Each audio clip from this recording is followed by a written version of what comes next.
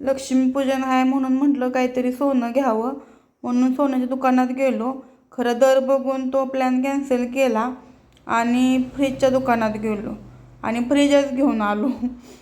आता कधी ना कधी घ्यायचंच होता ना, आमच्यात फ्रीज पण नव्हता. भाजीपाला लई खराब होतोय फ्रीज नसल्यामुळं, म्हणून म्हणलं चला जाऊया. सोनं नसलं म्हणून काय झालं, सोन्यासारखा फ्रीज घेऊन आलो.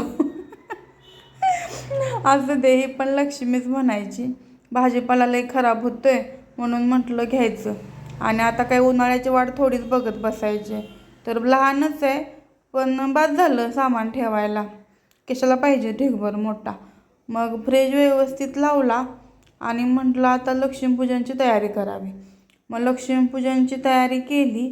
जसं बघा मला येते तसं मी केले. जास्त काय मला येत नाही, जसं मला समजत होतं तसं केलं आहे. आणि हा बघा फराळ हा पण मीच केला आहे.